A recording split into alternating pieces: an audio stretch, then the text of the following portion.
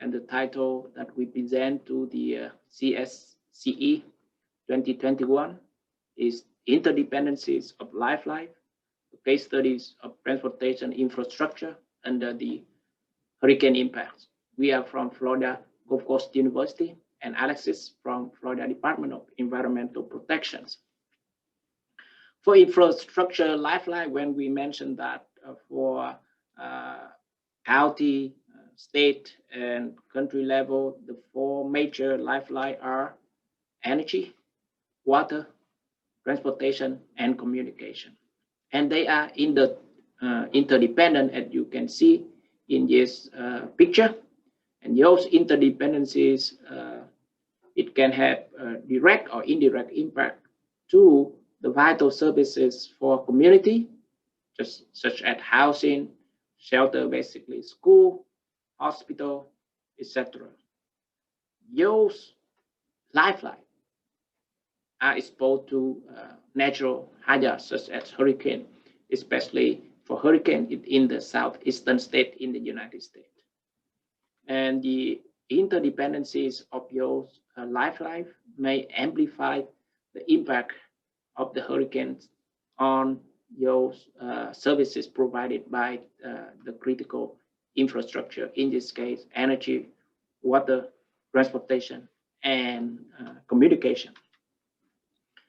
So with that, our research objective is focused on the transportation infrastructure. We want to assess the direct impacts of Hurricane Irma with the picture that you saw here. It happened for flooding in Bonita Springs, a city in southwest Florida, 2 weeks after Irma. And especially we want to assess the dependencies of this transportation infrastructure on other lifelines, water, energy, communications during the course of recovery after the Irma impact.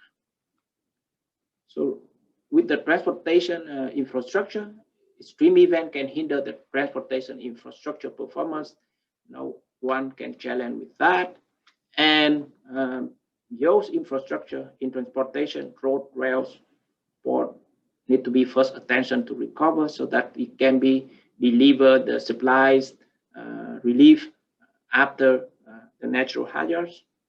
For Hurricane Irma, it makes state and many local agencies issue many evacuation orders that affect more than 6 million Floridians, and it had to shelter all over the state almost 80,000 residents.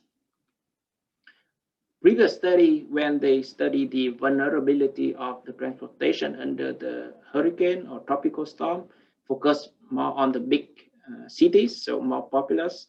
However, with the Irma, a recent study, Mistrova identified that the rural counties experience longer power outage and much slower and uneven restoration. So with that one, our research focused on the area that have moderately populous instead focus on the big city. So with that one, we talk about dependency of transportation infrastructure with other infrastructure. So based on Rinaldi 2001, differentiate between the dependency and interdependencies. So the linkage or connection between the two infrastructure by which the state of one infrastructure influence on the other. So that is the dependency. Interdependency is more with the bidirectional relationship, the interconnected, inter-impacted between two or more infrastructure. Because we study on one infrastructure, in this case, the transportation, so we focus on the dependency. So with that, we want to know what are the type of dependencies that the literature have. So basically, for the dependency between the infrastructure, we have 4 types: physical, cyber, geographic, and logical. And the definition that you can see in the table, and it can be available in our paper. By the name apply, you may know that the difference between this, the physical, is more with the physically dependent between the state of operation of the two infrastructures. Cyber, more about the information related. Geographical, the co-location of infrastructure, just like under the road, we have a water pipeline, wastewaters, so that have a geographical dependency, logical, everything else other than physical, cyber, and geographic.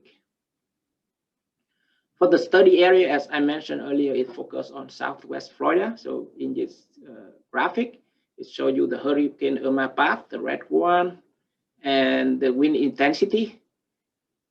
And then the Southwest Florida is in these areas. So let me zoom in. That is the area that we are studying, and two counties that we focus on, that is Lee County and Collier County. So for methodology, we collect both secondary and primary data in two counties, Department of Transportation, Lee and Collier counties. So we first asked them to provide the Hurricane Irma related data to identify the direct damages caused by hurricane, and then we conduct the group interviews. We send a set of 26 questions, open-ended question to those individuals, and 6 transportation engineer and manager participate, including 2 in Collier DOT and 4 in Lee DOT. Those questions try to identify how, to what extent, the dependence of transportation to other infrastructure during the recovery process of their transportation network, etc. So in terms of the direct damages by Hurricane Irma, the Irma hit the region in on September 10, and within about 20 days, in Collier County, for example, had more than 7,000 size damages alone due to the hurricane impact. And at some point, they have to deploy up to 15 people to go out to assess the damages. So the total damages for traffic sign, light, all of that is about well above 1 million for Collier DOT. Similar for DOT, the damages also over 1 million. This figure shows us the locations of the site repair tasks, and you can see it's spread throughout the counties in Lee DOT. And again, the damage is also extensive, more than 1 million. They also have to deploy many generators because during the Irmas, for both counties, at least at some point, 100% of the intersection have no power. So intersection is outage. So with the interview of 6 individuals, as I mentioned in the methodologies, so we try to map out the dependencies of the county infrastructure in the recovery from hurricane. So you can see that transportation infrastructure, that is the focus of our study, and how that relates to the fuel, electric power, that is energy. And then communication, we consider cables, internet, wireless, portable radios, water, portable water, flooding, wastewater. And then the transportation itself, like roadway, government vehicles, public transit, all of that.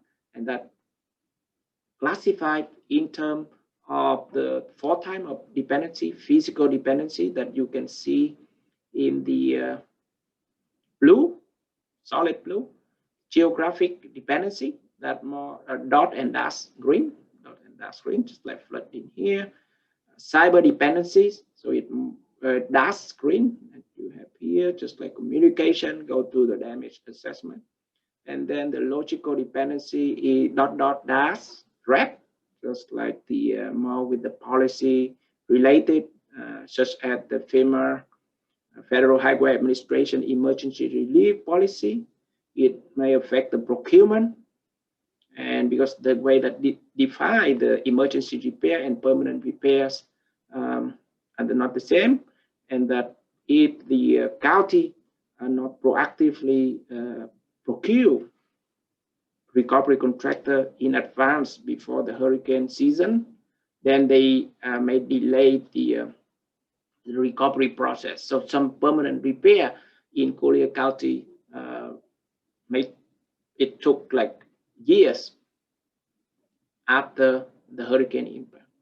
So with that one, we have some conclusion. The damage for transportation infrastructure owned and operated by each county that we study is more than a million. And then the restoration of electric power and wireless services are crucial to initial recovery efforts. Just like electric power, at some point, 100% of the intersection in both counties had no power, so signal doesn't work, did not work.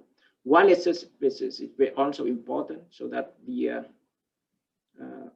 personnel can go out to assess the damages, communicate to the office so that they can assess data entry, all of that. If we no wireless, that task become impossible, or if not, also very difficult to take place. And with that, the counties such as the Collier County, one of the counties we studied, they have to spend thousands of dollars to procure the handheld radio devices so that prepare for future hurricane, just in case the wireless service will be outraged.